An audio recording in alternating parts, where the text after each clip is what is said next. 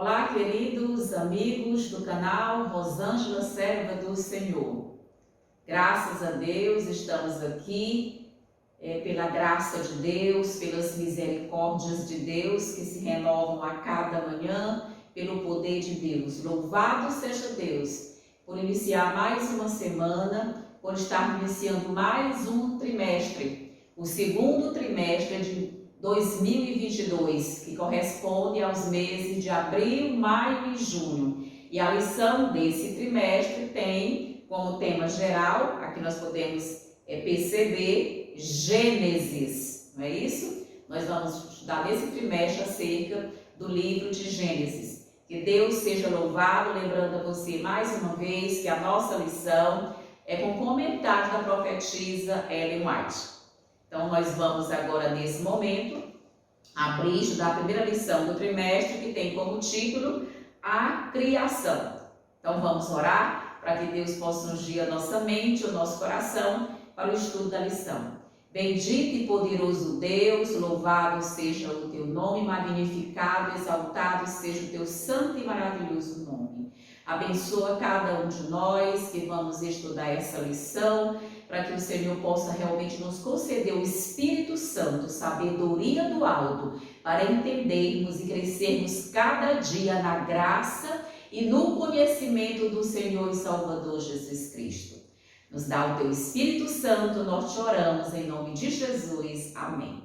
Então, queridos, o tema a criação. Queridos, essa lição é muito oportuna, estudar sobre as nossas origens, não é? Estudar sobre o Gênesis, porque no mundo que nós estamos vivendo, sobretudo hoje, nessa pós-modernidade, as pessoas têm uma tendência, não é, a tirar o Deus Criador do foco da sua obra criadora, retirar a centralidade de Cristo como sendo, né, o Criador do nosso planeta, do nosso universo, de todas as coisas, enfim. Então é muito oportuno o estudo dessa lição, não é, da Escola Sabatina para esse segundo trimestre de 2022. O verso para memorizar está aqui no livro de Gênesis 1:1, é um dos textos mais conhecidos, não é, da palavra de Deus. Quando nós abrimos aqui as Santas Escrituras, diz: no princípio criou Deus o céu e a terra.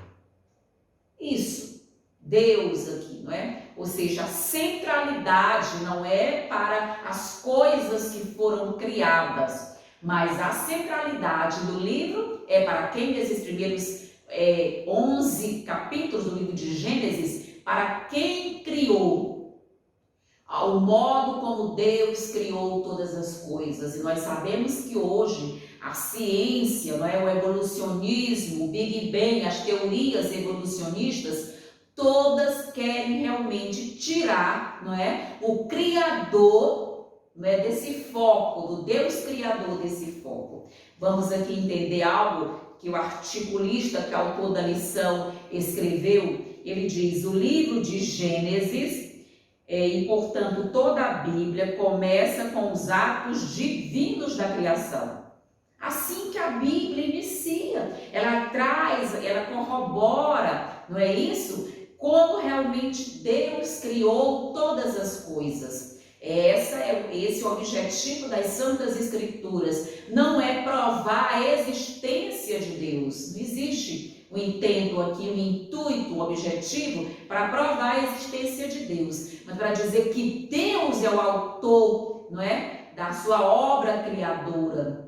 E aqui ele continua dizendo: esse fato é muito importante, pois significa que nossa criação marca o início da história humana e bíblica, ou seja, a partir da criação desse planeta, a partir da criação do homem no sexto dia e a criação do sábado no sétimo dia, porque o sábado também faz parte do ato criador de Deus, não é? E ali tudo isso que fecha, não é, essa compreensão da obra que Deus criou.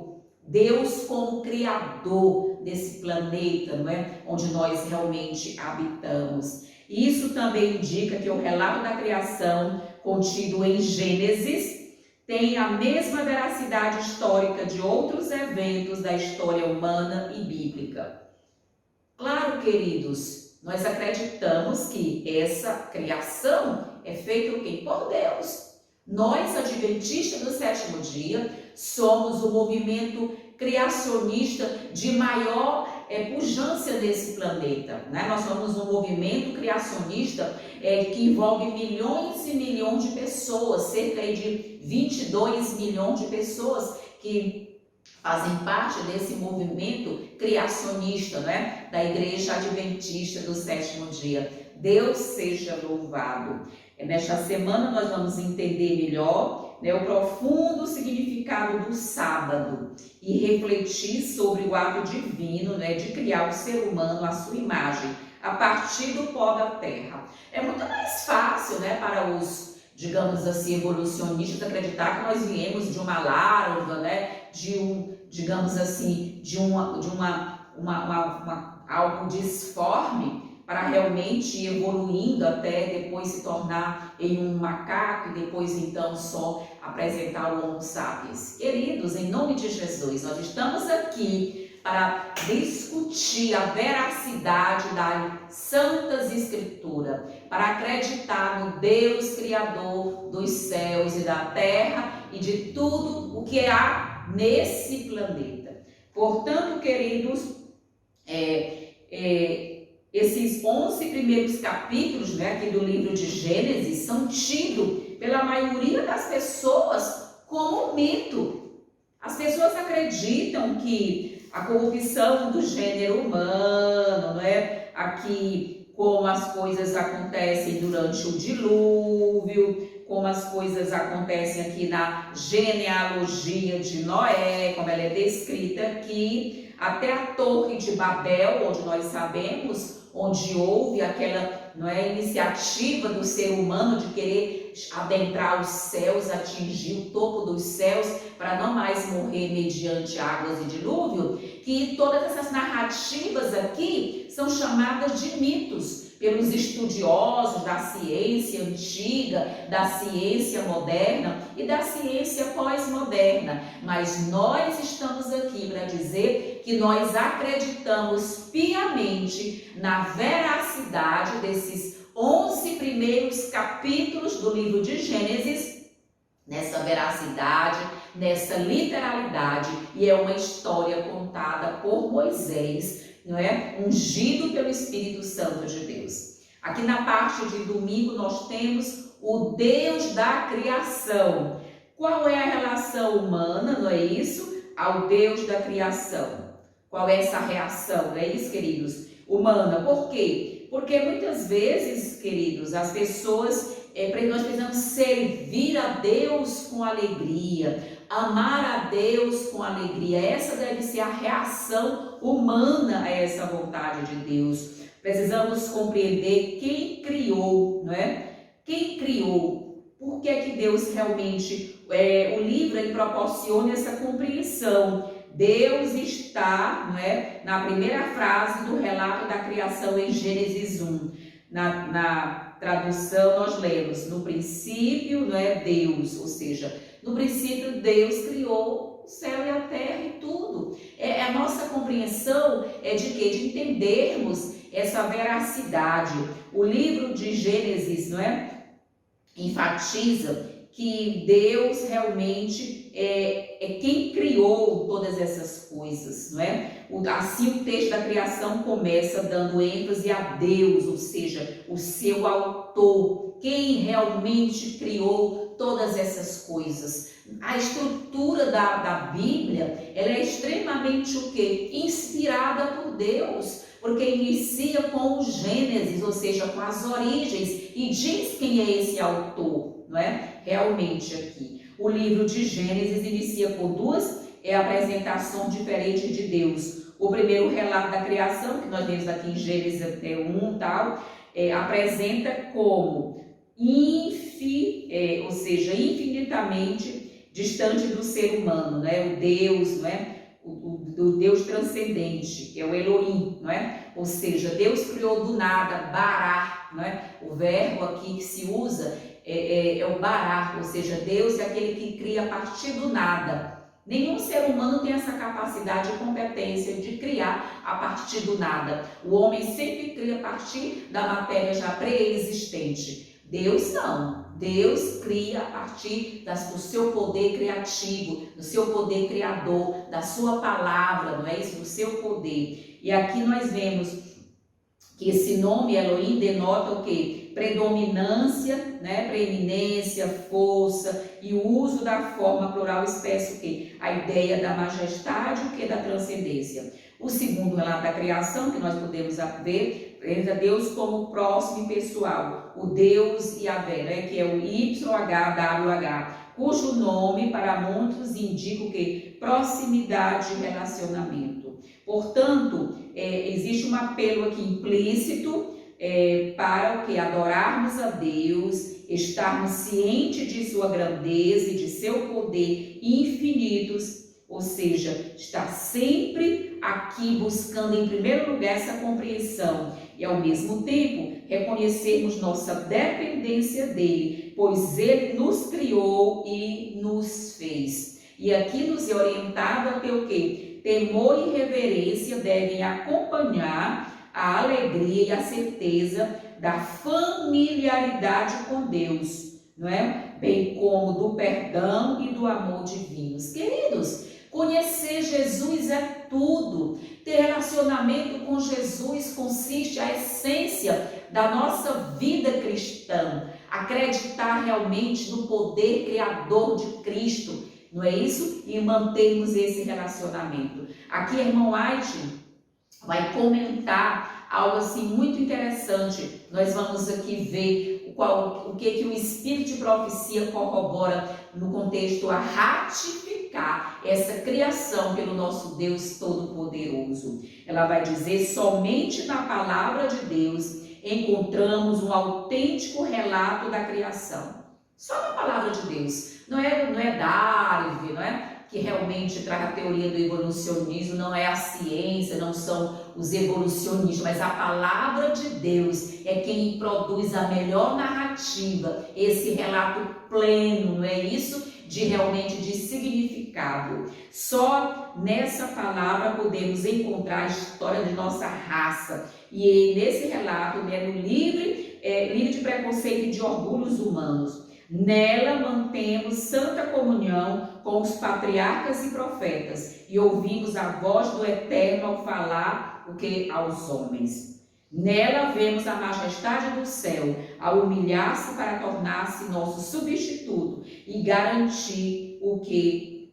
Garantir a criação de cada um de nós, não é isso? Ou seja, não nos deixa lutar sozinho com os poderes das trevas e ganhar a vitória em nosso favor. Amém, aleluia, não é? Deus cria, Deus proporciona a salvação, libertação, livramento do pecado, vitória sobre o pecado, que também nos é garantido. Aleluia, queridos. E ela continua dizendo: quando o Senhor declara que fez, não é? Que fez o mundo em 6 dias e descansou no 7º, quer dizer, não é, um dia de 24 horas, não é, que ele assinalou ao nascer o que ele diz: houve tarde e manhã o primeiro dia, houve tarde e manhã o segundo dia, e assim sucessivamente. Não é para cada dia milhões de anos, não, queridos, são 24 horas literais, como nós vivemos hoje aqui. E Deus criou o quê? Criou o ciclo semanal. A ciência não explica o ciclo semanal. Ninguém consegue explicar por quê? Porque o ciclo semanal é criação realmente assim específica para marcar o quê? A semana. O ciclo semanal, para marcar a semana, né? De 7 dias.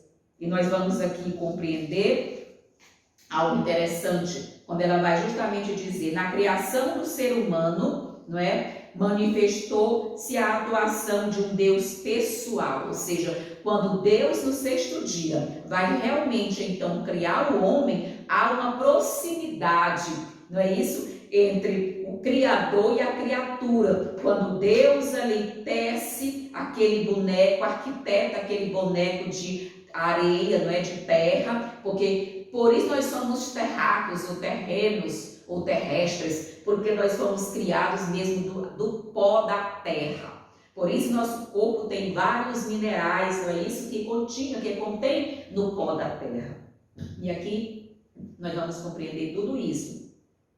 Que quando Deus, então, o arquiteto do universo, começa então a moldar o barro, não é? Ou seja, para o pó, para formar o homem, há uma proximidade entre esse homem e o seu Criador. E aqui nós vamos compreender.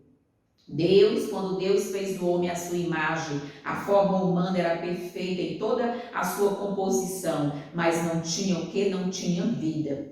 Então, um Deus pessoal, autoexistente, ou seja, um Deus que tem pré-existência, um Deus que é onipresente, onisciente, onipotente, soprou naquela forma o fôlego de vida. E o homem se tornou um ser vivo, ou seja, inteligente. Hoje, o que mais a ciência deseja, o que mais as máquinas e os homens que criam essas máquinas desejam, é falar de um design inteligente, não é? Ou de uma inteligência artificial.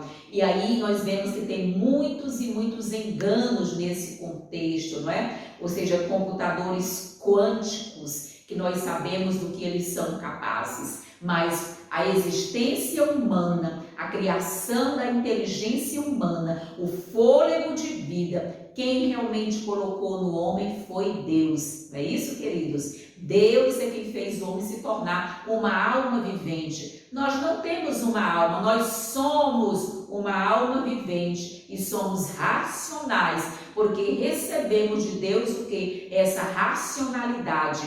Nós não somos animais, nós pertencemos ao reino que é espiritual de Deus, que a criação do homem pertence ao reino espiritual de Deus. E Ellen White aqui continua dizendo: todas as partes do seu organismo se puseram em ação. O coração, as artérias, as veias, a língua, as mãos, os pés, os sentidos, as faculdades da mente, tudo passou a funcionar, sendo todos submetidos o quê? A uma lei. A lei que governa o nosso corpo, não é? As nossas células, os nossos sistema nervoso, não é? Central, sistema nervoso, digestivo, o sistema, ou seja, do nosso corpo em si, que é todo um sistema regido por regras, não é? Regras estabelecidas por Deus. Amém, queridos? E aqui Deus diz: o homem se tornou alma vivente mediante Cristo, a palavra de Deus, né? Um Deus pessoal criou o homem, dotando-o de inteligência e poder. Deus designou que acima de todas as ordens inferiores de seres, o homem, a coroa da sua criação, expressasse seus pensamentos e revelasse a sua glória. Mas o homem não deve ser exaltado como Deus. Nós não somos deuses. Quem somos nós? Nós somos filhos de Deus, criados por Deus, para glorificar a Deus, para amar a Deus. É por isso que hoje as pessoas estão cheias de doenças, porque elas se afastam do Deus Criador. Deus Criador colocou uma lacuna no coração do homem, que só Deus pode preencher, ou seja, esse vazio do coração do homem, só quem preenche é a fé, pelos olhos da fé, contemplando o invisível, contemplando a Deus. A Bíblia não se preocupa em provar a existência de Deus. A Bíblia está aqui se preocupando em provar o ato criador de Deus, ou seja, Deus criou no princípio, Deus criou os céus e a terra e tudo que neles existe. Amém, irmãos? É importante a gente compreender. Vamos aqui então para a parte de segunda-feira, quando o título é A Criação. E aqui nós vamos compreender que realmente aqui a criação de Deus, ela precisa ser entendida. Primeiro Deus cria, não é o espaço. Primeiro Deus cria o ambiente, depois Deus vai o quê? Deus vai povoar esse ambiente. Então, quando nós lemos, não é, o primeiro dia, o segundo dia e o terceiro dia, Deus cria o ambiente, mas o quarto dia, o quinto dia e o sexto dia, há uma relação para as coisas que foram criadas. Ou seja, o primeiro dia, aqui nós vamos compreender aqui no primeiro dia, o que foi realmente que Deus aqui fez aqui no primeiro dia, não é isso? Se você ler aqui Gênesis a partir do capítulo 1, nós vamos ver aqui, Deus disse: haja luz e houve luz, e viu Deus que a luz era boa, e fez separação entre a luz e as trevas. Chamou Deus a luz dia, não é isso? E as trevas noite. Houve tarde e manhã, não é? O primeiro dia. Entende?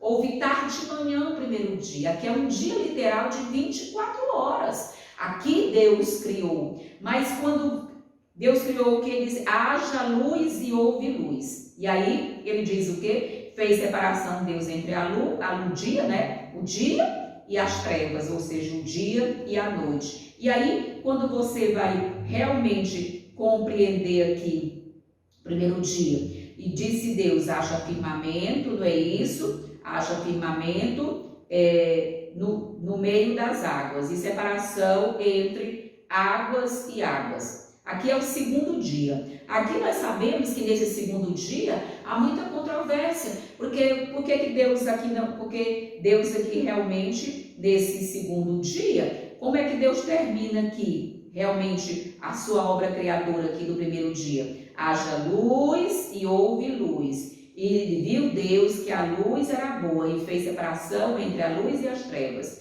Chamou Deus a luz, não é? E as trevas, noite. Houve tarde e manhã o primeiro dia. Entende? Então aqui no primeiro dia houve essa criação. E Deus disse: haja firmamento, não é? No meio das águas, e separação entre águas e águas. Fez, pois, Deus o firmamento e separação entre as águas debaixo do firmamento e as águas sobre o firmamento. E assim se fez. E chamou Deus ao firmamento o céu. Então houve manhã e tarde no segundo dia. Deus continua dizendo que no segundo dia também houve o que? Tarde e manhã. Ou seja, entende que é um dia literal de 24 horas. Disse também Deus: ajuntem-se as águas debaixo dos céus num só lugar, e apareça a porção seca. E assim se fez. A porção seca chamou Deus terra, e o ajuntamento das águas, mares. E viu Deus que isso era bom. Entende? Então nós vamos compreender que cada dia Deus vai o quê? Ele prepara o espaço e depois ele preenche esse espaço. Realmente, aqui tem uma pergunta muito interessante, não é isso? Manda ler esses textos aqui. Qual é o significado da expressão era bom? Qual é a lição? Que lição é que nós temos, queridos? Precisamos realmente compreender, não é isso? Qual é a lição implícita na conclusão da criação? Gênesis 2, não é, de 1 a 3. Ou seja, queridos, essa expressão tudo era bom, tudo era perfeito, tudo estava em harmonia, tudo estava em sua plenitude, não é? No vigor da criação de Deus. Ou seja, o ciclo de 7 dias, ou seja, a semana, tudo isso foi feito o quê? Segundo a vontade de Deus. E quando você vai ler Gênesis 2, de 1 a 3, é justamente o quê? É o relato da conclusão, não é? Do fechamento, da culminância, da completude, não é? Da obra de Deus. Assim, pois, foram acabados os céus e a terra e todo o seu exército. E havendo Deus terminado no dia 7º a sua obra que fizera, descansou nesse dia de toda a sua obra que fizera. Versículo 3 de Gênesis 2, E abençoou Deus o dia sétimo e o santificou, porque nele descansou de toda a obra que como Criador fizera. Amém, queridos? Então o sábado, ele fecha, não é, esse ciclo semanal e a obra criadora de Deus. Deus culmina realmente com o sábado, né? Assim, pois, foram acabados os céus e a terra e todo o seu exército. E havendo Deus terminado no dia sétimo a sua obra que fizera, descansou no sétimo dia, abençoou o sétimo dia e santificou o sétimo dia. Daí, porque nós somos o que? Adventistas do sétimo dia. Porque nós, ao colocarmos o nosso nome, a nossa identidade, que é justamente o que? A guarda do sábado, a nossa identidade é o que? Os mandamentos de Deus, lá de Êxodo 20, nós estamos reconhecendo Deus como nosso Criador. E aqui o artista comenta, em cada etapa do relato da criação, Deus avaliou o seu trabalho como muito bom. Não é? Em geral, por meio desses adjetivos, entende-se que a obra divina da criação foi bem sucedida e que a observação de que era bom indica que deu certo, ou seja, a luz iluminava, as plantas davam frutos e assim por diante. Essa palavra indica mais do que eficiência. A palavra hebraica que é tov, né? Também é usada na Bíblia para expressar uma apreciação estética, ou seja, beleza. A frase era muito bom, significa que a criação funcionava bem, estava linda, perfeita, plena em sua pujança, não é isso? O mundo ainda não era como o nosso mundo, afetado pelo pecado e pela morte, como vemos na introdução e no segundo relato da criação. Essa descrição da criação contradiz radicalmente as teorias da evolução, que declaram de forma dogmática que o mundo se formou progressivamente por acontecimentos acidentais, partindo de uma condição inferior para uma superior.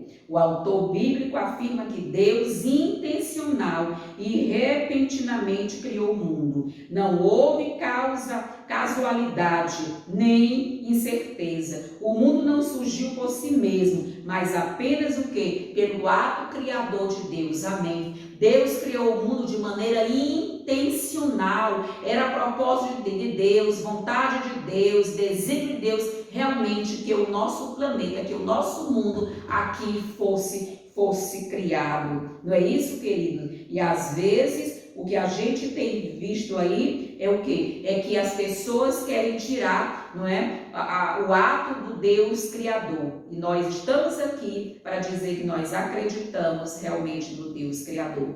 Ellen White comenta aqui na segunda-feira: a terra saiu das mãos de seu Criador, extraordinariamente bela. Havia montanhas, colinas e planícies, não é? Entrecortadas por rios e lagos. A terra não era uma extensa planície, ou seja, não existia a monotonia no cenário, existia o que? Toda uma beleza no cenário que Deus criou. As obras criadas de Deus certificam de seu amor e poder. Ele trouxe à existência o mundo, juntamente com tudo que nele contém. Queridos, existe uma perfeita harmonia. Ainda hoje, apesar de quase 6.000 anos de criação desse planeta, do nosso planeta Terra, nós vemos o quê? Nós vemos ainda a beleza singular de nosso planeta, apesar da ingerência do homem, né? De como o homem tem realmente denegrido o seu habitat natural, o seu espaço natural, o seu ambiente. Apesar disso, as pessoas veem que ainda tem muitas belezas em nosso planeta. Imagina quando esse planeta foi entregue, não é, ali para Adão. Imagina ali o Éden criado, mas pelas mãos de Deus. Que lugar lindo era aquele, extenso e grande era o que ali o espaço do Éden quando Deus criou. Queridos, Deus é maravilhoso. E aqui Ellen White continua dizendo: Deus preparou o mundo para nós, não somente Ele nos deu tudo que é necessário para o nosso conforto, como também encheu de beleza os céus e a terra. Vemos seu amor e seu cuidado nos ricos campos de outono, e seu sorriso é no alegre raio de sol. Sua mão fez os rochedos. Queridos, Deus fez a plenitude. Nenhuma mente finita consegue compreender completamente a existência, o poder, a sabedoria ou as obras, do ser infinito. Nenhum de nós, a nossa mente é finita, apesar das inteligências humanas, dos grandes homens de QI elevados, mas são limitados para entender a grandiosidade do poder de Deus e da criação de Deus. Mas os ateus, os evolucionistas, quanto mais estudam, mais constatam que existe sim um Deus por trás desse ato criativo, desse ato criador, dos céus e da terra. Na parte de terça-feira nós temos o sábado, e aqui nós temos uma pergunta interessante, não é isso, queridos? Porque o sábado está relacionado à criação. Como isso afeta nosso modo de observar esse dia? Queridos, nós vamos compreender que o sábado é um dia de descanso, Ele é o memorial da criação, ele encerra a semana da criação, é um dia de cura, de libertação, de regeneração do ser humano. Nas horas sabáticas de 24 horas, ou seja, das 18 horas da sexta-feira, que para nós já é sábado, até as 18 horas do sábado do dia seguinte, que para nós já é domingo, são 24 horas de regeneração e cura. O nosso corpo produz hormônios que só são produzidos no sábado. Existe uma diminuição do ritmo cardíaco, do ritmo circadiano. Queridos, Deus é maravilhoso. Até o nosso corpo também é o quê? É preparado para descansar nesse dia. E nós vamos compreender que o sábado, ele não existe fora da criação. Deus descansou nesse dia, no sétimo dia. A palavra lá no hebraico para descanso é Shabbat, ou seja, é sábado mesmo. Que as pessoas podem dizer, mas lá ali não existe a palavra sábado. Shabbat é descanso. Queridos, na língua original que foi escrita o Antigo Testamento, não é isso, queridos? E aqui nós vamos entender o seguinte: o sábado é que marca o primeiro fim da história humana, é também um sinal, de esperança para a humanidade sofredora e para os lamentos, não é isso, queridos, do mundo. É interessante que a ideia da obra acabada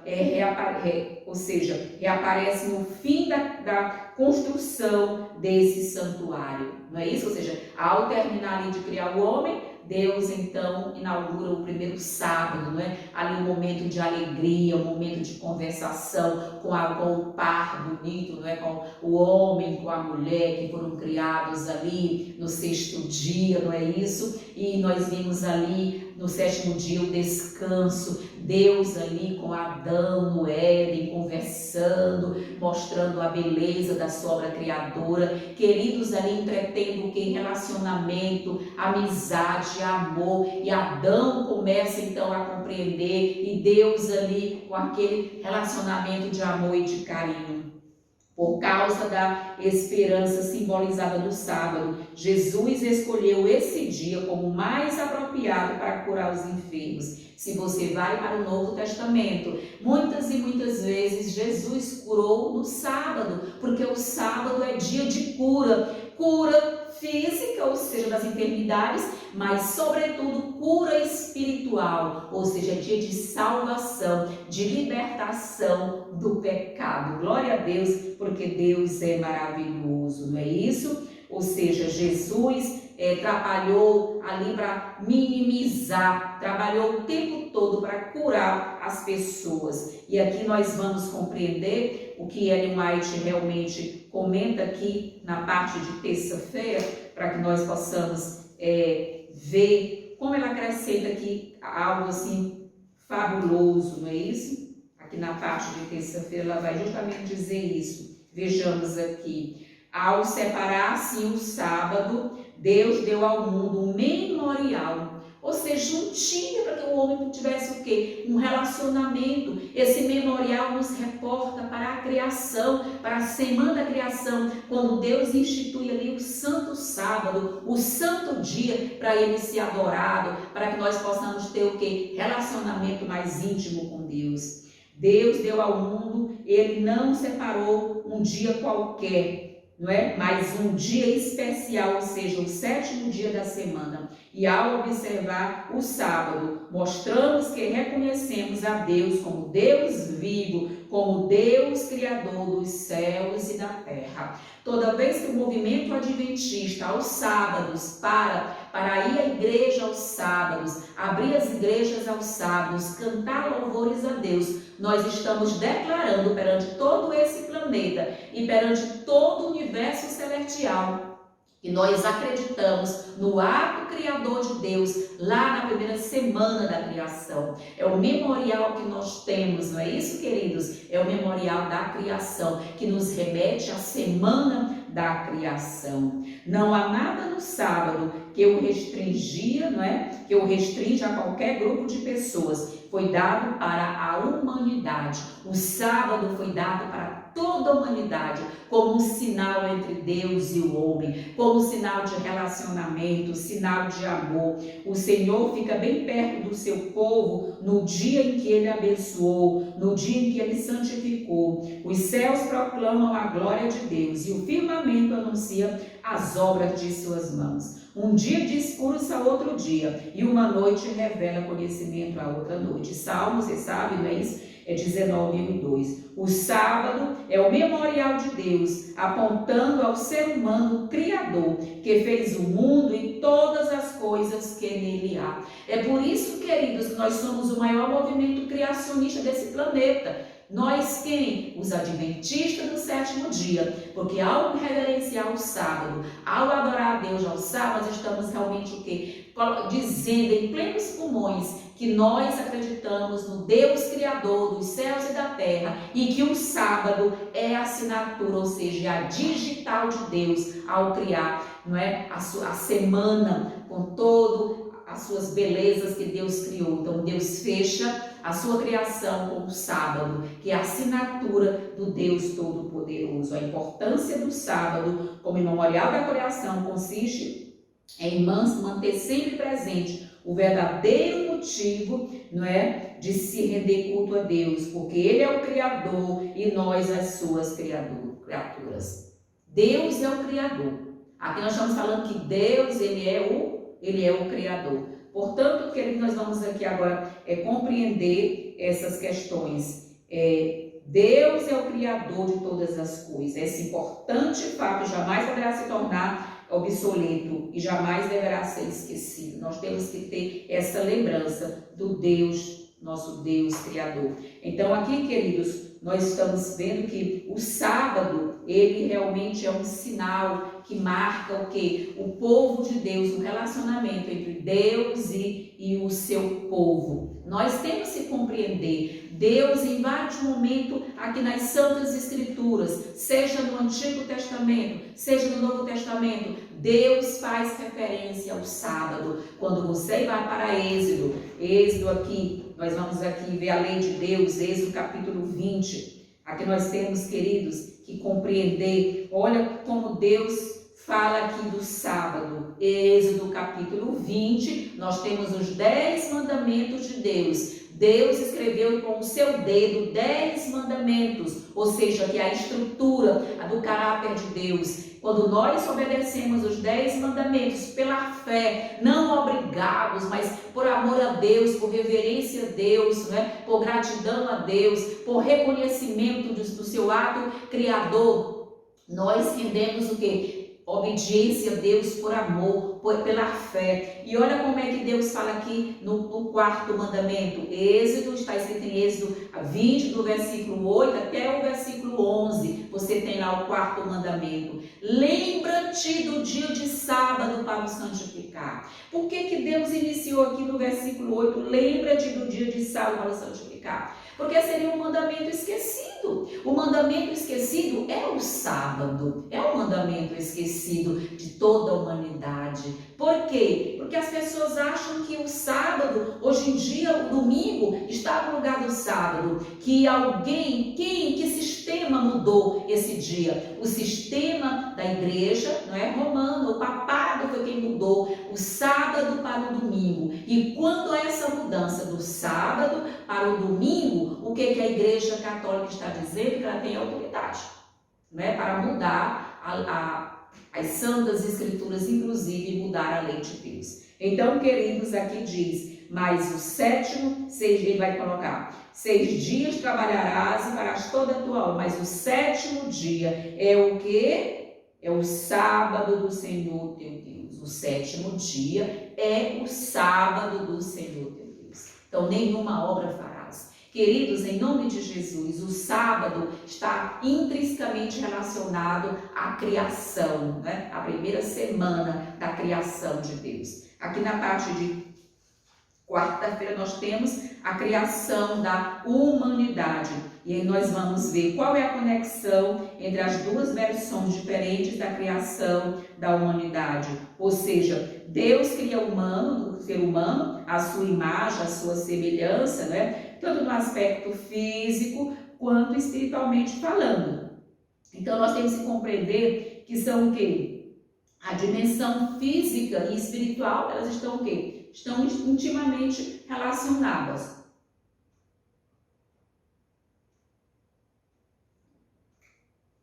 Quando Deus realmente cria, não é? Ali no sexto dia, o homem. Então, Deus, ele é o criador do homem. Não é que o homem vem de uma larva, não é? Que o homem vem a partir de um processo evolutivo até chegar ao homem. Não. Deus, quando cria Adão, já cria Adão adulto. Adão tinha aí 2 vezes a altura dos homens de hoje. Se hoje nós temos homens que têm 2,10 metros, 2,30 metros, claro que Adão passa aí de 4,5 metros de altura, e pela sua estrutura óssea, Adão pesaria 1 tonelada, era um homem muito alto, muito grande. E Eva daria o quê? Aqui no seu ombro, também uma mulher muito, muito bonita, não é isso? Ou seja, a idade média dos antediluvianos, dos homens que viviam antes do dilúvio, era 912 anos. Vejam a idade média desses homens, queridos, 912 anos. Hoje, após o dilúvio, o Senhor falou que o tempo do homem seria o quê? 120 anos. E hoje as pessoas morrem, os mais longevos da Terra chegam aí aos 90 anos, 102 anos, 105 anos. E olhe lá os prejuízos para essa saúde desses homens que chegam a 102 anos, a 100 anos. Queridos, nós hoje estamos o quê? Houve toda uma diminuição na estrutura física do homem, mas a estrutura cerebral, a estrutura intelectual do homem, a inteligência do homem, ela é preservada. Deus realmente permitiu o quê? Que os homens diminuíssem o quê? Após o pecado, o quê? Fosse havendo o quê? Essa diminuição da estatura e da longevidade. Por quê? Porque Deus não queria perpetuar o pecado. Não é intenção de Deus que o pecado se perpetuasse. Imagina nós hoje, com 900 anos, vivendo nesse planeta. Eu tenho apenas 60 anos e já tem dias que eu estou tão triste a olhar para esse planeta, estou assim chorosa de ver as dificuldades desse planeta, nós que vivemos aqui no finalzinho do tempo do fim. Deus, em sua sabedoria, foi abreviando os dias, não é isso? Da humanidade, para permitir que o pecado fosse o quê? Pudesse ser eliminado e nós não sofrêssemos tanto com as consequências desse pecado. Então, queridos, somente o ser humano foi criado à imagem divina. Com frequência, essa fórmula tem sido limitada à natureza espiritual dos humanos, ou seja, a ideia de que a imagem de Deus ficou apenas a função administrativa, né, de representá-lo. Claro que não, ou seja, a função espiritual de relacionamento com Ele e com os outros. Mas, entretanto, queridos, o que nós temos que compreender é isso. O texto afirma que homens e mulheres foram criados à imagem de Deus, física e espiritualmente. Quando Adão saiu das mãos do Criador, trazia em sua natureza física, intelectual e espiritual a semelhança do seu Criador. Ou seja, é na totalidade, queridos, que nós fomos feitos à imagem e à semelhança de Deus. Essa compreensão integral da imagem de Deus, incluindo o corpo físico, é reafirmada no outro relato da criação, o qual diz que o homem se tornou um ser vivente, que está em Gênesis 2:7, ou seja, literalmente, uma alma vivente, nefesh, como resultado de duas operações divinas. Deus formou e Deus soprou. Ou seja, a criação, ela tem o que? Duas partes, não é? Veja, duas partes. Deus primeiro,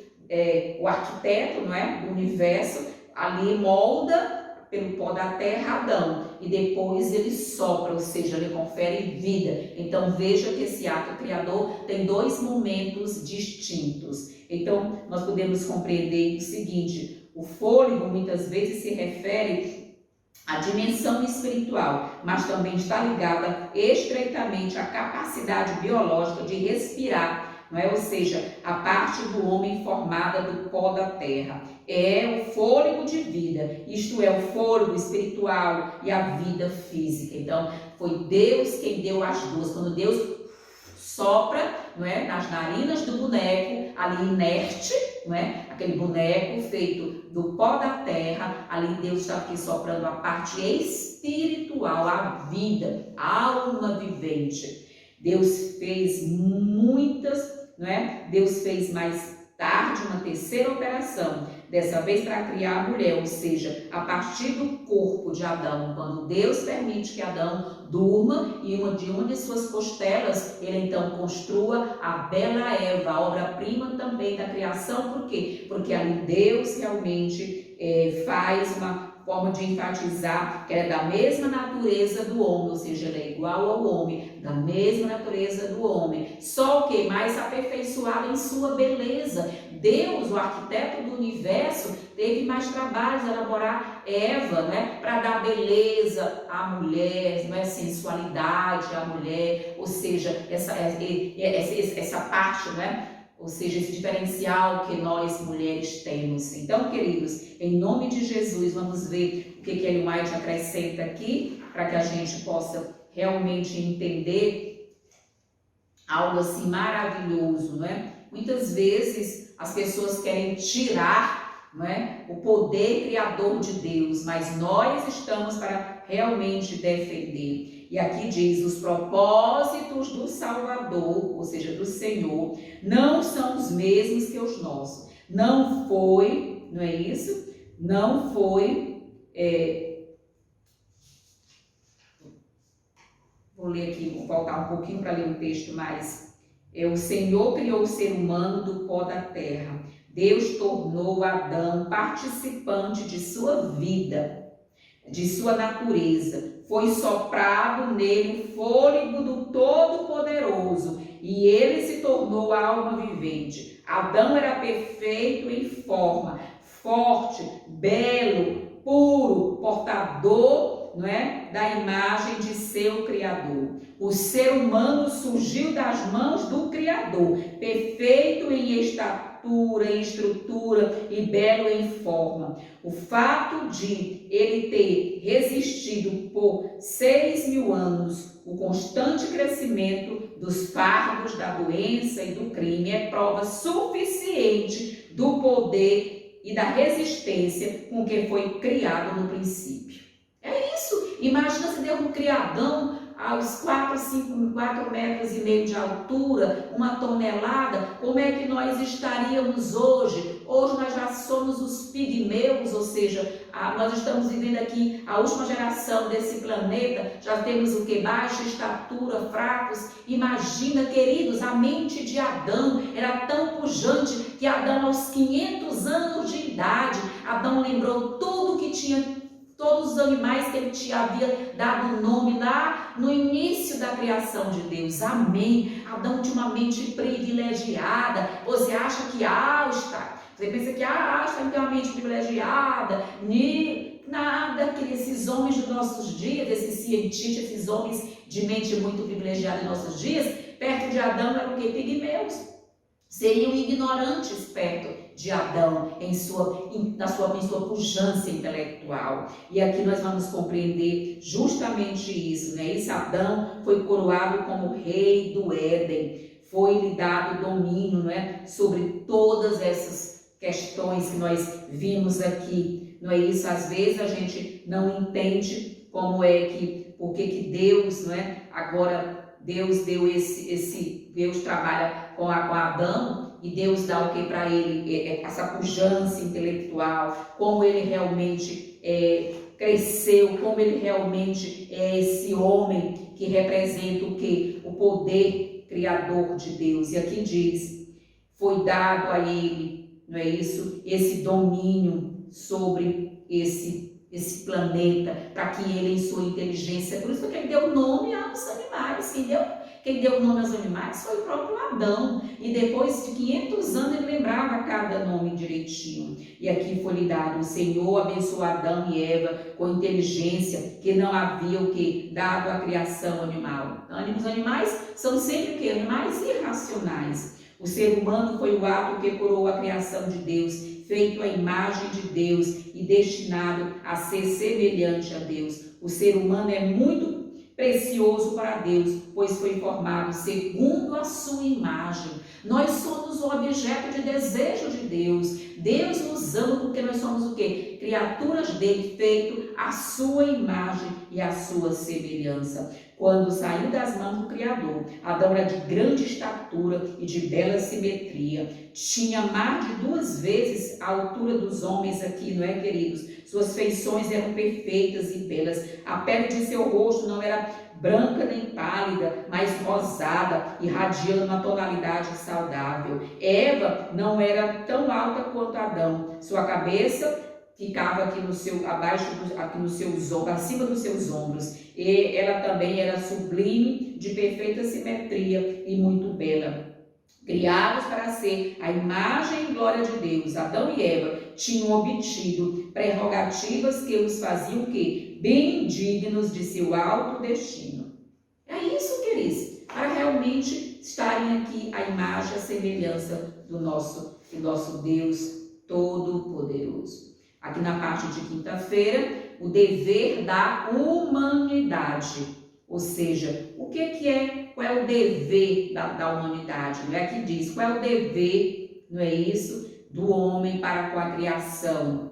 Assim que Deus criou o primeiro homem, ofereceu-lhe 3 presentes. O jardim do Éden foi um presente que Deus deu ao homem. A segunda coisa, o alimento, que Deus também deu, e por fim, a mulher. Então, Deus deu a Adão 3 presentes, mas antes de Deus criar a mulher, Deus permitiu que Adão desse o nome que é os animais, e Adão viu que cada animal tinha macho e fêmea, eram casais, e então Adão sentiu o quê? Necessidade também de uma companheira, e aí foi que Deus realmente criou para Adão a sua companheira, ou seja, a mulher, que é um presente de Deus. Ou seja, qual é realmente aqui o dever da humanidade? O que Deus fez para Adão? O que Deus queria que Adão fizesse? Cuidar do jardim, né? Cultivar e guardar o jardim, ter domínio, ou seja, domínio no sentido de quê? De cuidar, de preservar esse jardim, não é isso, queridos? É realmente o quê? O Éden é um lugar para viver, um lugar do seu alimento, não é isso ali? É o lugar onde Adão tiraria a sua alimentação ali, não é? Do Éden. Então, queridos, Nós precisamos compreender como Deus age dessa forma. O primeiro dever do homem diz respeito ao ambiente natural em que Deus o colocou para cultivar, para guardar. Não havia o quê? Não havia de receber esse dom? Claro que sim. O segundo dever do homem diz respeito, que, queridos, que nós somos o quê? Você pode comer livremente de todas as árvores do jardim. Ou seja, você recebeu o que é alimentação, Deus disse, não é? Só de uma árvore que Deus o quê? Privou, só uma árvore do conhecimento do bem e do mal, foi que Deus realmente o quê? Fez um cerco para que Adão não comesse, não é, dessa árvore do conhecimento do bem e do mal, mas deu todas as demais para a sua alimentação. E o terceiro dever do homem diz respeito à mulher, ou seja, o terceiro dom que ele recebeu. O homem deixa pai e mãe e se une à sua mulher, ou seja, é o cuidado, aqui o vínculo, não é? O matrimônio, como Deus cria o matrimônio, como Deus abençoa o matrimônio, para que o matrimônio seja o que? Respeitado, para que o matrimônio seja uma instituição eterna, para que o matrimônio realmente seja uma instituição onde realmente paira o amor, o carinho, a convivência, não é? A afetividade,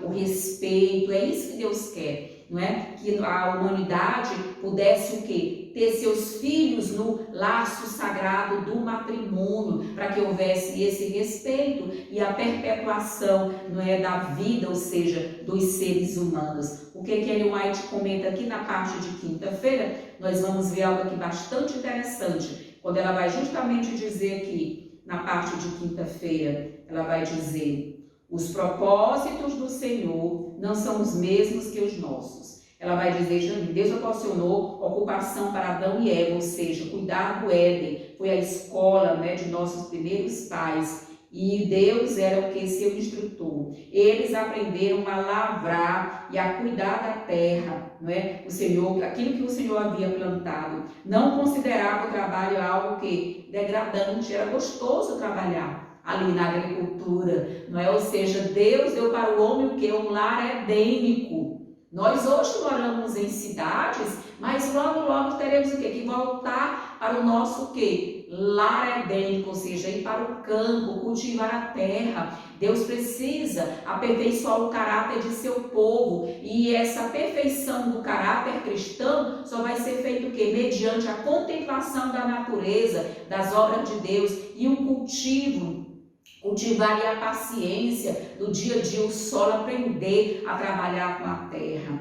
E aqui, queridos, nós sabemos que é uma grande terapia que Deus quer conduzir para o seu povo. Ellen White diz, ali há ricas bênçãos os esperam na vida no campo, ao estar ali cada dia, pegando aquele sol, respirando o ar puro, manuseando a terra, trabalhando com jardins, com flores, com frutos. Queridos, Deus está o quê? Fazendo uma terapia conosco, para que as pessoas possam ter uma mente melhor, esquecer a ansiedade das grandes cidades, a depressão, as doenças psicossomáticas que têm tanto afetado a humanidade. E a cura está o quê? Numa vida no campo, respirando ar puro, não é? Tomando banhos em águas cristalinas, águas limpas, naturais, comendo fruto, não é? Uma temperança realizada, confiança em Deus. Queridos, Deus é maravilhoso, por isso ele diz, ricas bênçãos nos esperam no campo. Eu quero as minhas bênçãos. Queridos, já preparei ali aquele canto ali no campo, tem ali todo preparado, já esperando para mim, para minha família, para a parentela, para quem Deus enviar. E Deus há de enviar pessoas, sim, conforme a sua vontade. E aqui diz Deus o que? A atividade era um prazer para Adão e Eva. A queda de Adão modificou a ordem das coisas, infelizmente, né? A terra foi amaldiçoada, mas a ordem de que o homem devia ganhar o pão com o suor do rosto não foi o quê? Não foi dada como maldição. Ela é uma bênção, o trabalho na vida do homem é uma bênção, por meio da fé e da esperança. O trabalho deveria ser uma bênção, não é isso? Deus celebrou o primeiro casamento Assim, essa instituição foi o quê? Foi criada por Deus. Então, queridos, nós possamos realmente, durante esse trimestre, estudar vários temas da lição que são assim bastante relevantes, bastante interessantes e para o nosso crescimento. Você estuda a Bíblia por meio do guia de estudos, ou seja, por meio da lição da escola sabatina. Um fato curioso que eu também observei, estudando a lição e outros textos, né? Eu percebi que às vezes as pessoas perguntam assim, quem é que tem mais? Nós temos mais grãos de areia ou estrelas no céu? Nós somos tendenciosos a responder que, claro, nós temos mais grãos de areia no mar. Quando você vê assim a vasta, não é, extensão de areias do mar, não é? Mas sabe o que alguns estudos, poucos estudos, parcos estudos superficiais comprovam que não? Que, olha aqui, mais ou menos uma estatística aqui que eles realmente colocam. Eles dizem que qual é realmente aqui no tocante aos grãos de areia, quantos grãos de areia se pode assim realmente perceber em nosso planeta? Cerca de 7, não é, grãos de areias, 7 quinquilhões, não é, de grãos de areia e 500 quatrilhões. Veja aqui, mais ou menos grãos de areias, 7, não é, quinquilhões, não é, e 500 quatrilhões. Mas vocês sabem quantas estrelas há nesse universo? Ali pesquisando talvez 2 galáxias, as galáxias mais aqui do nosso sistema, a Via Láctea, que é do nosso sistema, e uma ou outra. Sabe o que os cientistas conseguiram comprovar? Que essas estrelas do universo observável, né, chegaram aqui a 70 septilhões. Querido, 70 septilhões de estrelas. Ou seja, esses 7 quinquilhões aqui de areias de grão de areia não chegam, você entende que não é nem cerca de 1%? Queridos, nós como seres humanos somos limitados para compreender a grandiosidade da obra criadora de Deus. E quem somos nós para então rotular que esse planeta vem de evolução, rotular de uma vida de um ateísmo, sem crer em Deus, ser um ateu ou uma ateia? Quem somos nós? Queridos, em nome de Jesus, que nós possamos realmente ser felizes, muito abençoados por acreditarmos no ato criador de Deus, acreditar no Deus todo criador, o Deus que criou, acreditar que Jesus é o criador e o mantenedor de todas as coisas. O que nós conseguimos entender é que Deus é o criador, que Deus, ele realmente o que? Deus tem na sua hegemonia, o seu poder, ele é o Deus criador dos céus e da terra. Amém? Que Deus abençoe você e sua família, que possamos estar juntos nesse segundo trimestre de 2022, que Deus possa abençoar você, professora da Escola Sabatina, você, professor da Escola Sabatina, demais irmãos, se inscrevam em nosso canal para que ele possa crescer para a glória e para a honra de Deus e para beneficiar mais pessoas e que mais pessoas estejam aptas ao reino dos céus. Que Deus nos abençoe e nos guarde.